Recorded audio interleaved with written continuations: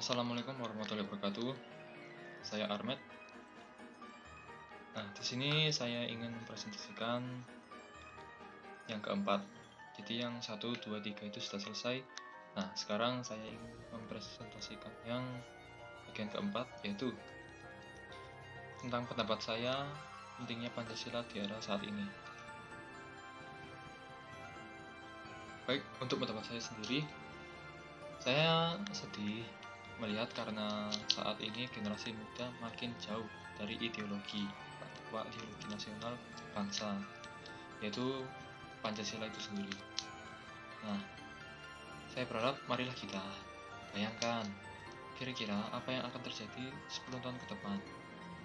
Ketika generasi mendatang sudah tidak paham Pancasila, saya tidak bisa membayangkan mungkin lebih baik berbuat sekarang.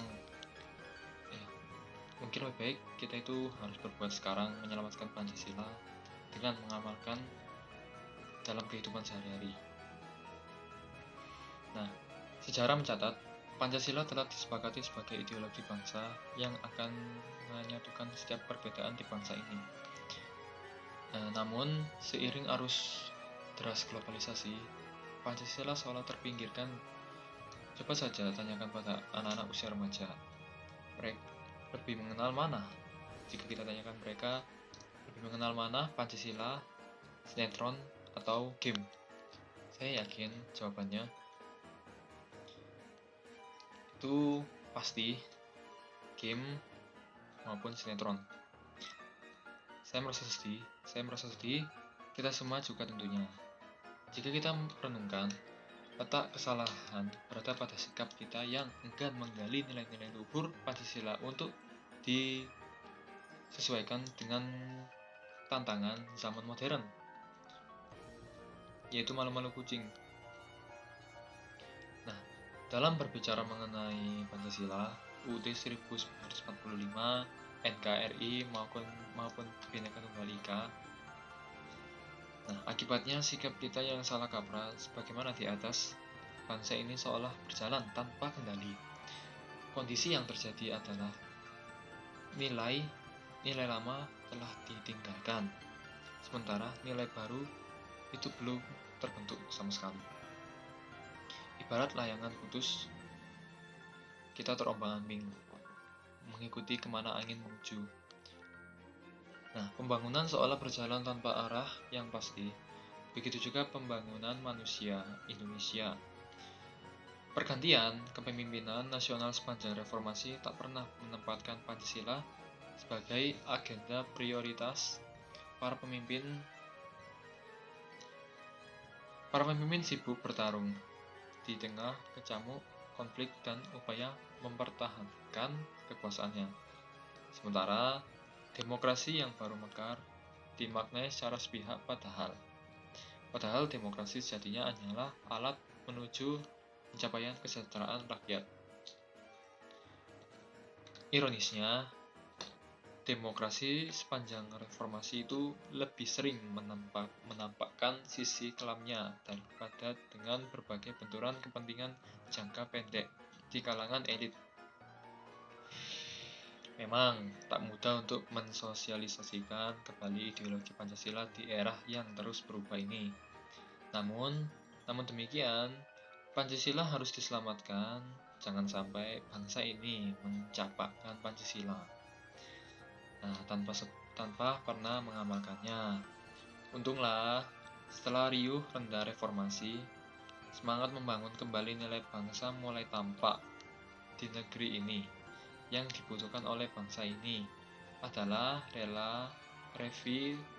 revitalisasi Pancasila sesuai tantangan aktual zaman. Jangan sampai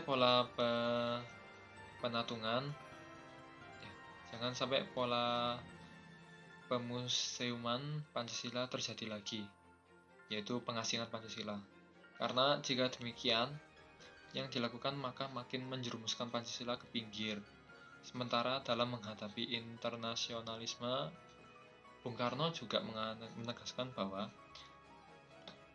nasionalisme kita sejak dulu bukanlah chauvinisme, melainkan nasionalisme yang menuju kekeluargaan, dunia dan persatuan bangsa-bangsa. Dengan demikian, sejatinya tidak ada konflik. Tidak ada konflik antara nasionalisme dengan internasionalisme. Justru tidak akan ada tanpa pembangunan nasionalisme masing-masing negara. Begitu juga sebaliknya, nasionalisme tidak akan tumbuh subur jika tidak berada dalam taman sarinya internasionalisme. Nah, jika globalisasi mengklaim sebagai rumah global, maka di dalamnya juga diperlukan rumah kita sendiri. Di dalam rumah global itu, rumah dimaksud adalah nasionalisme kita.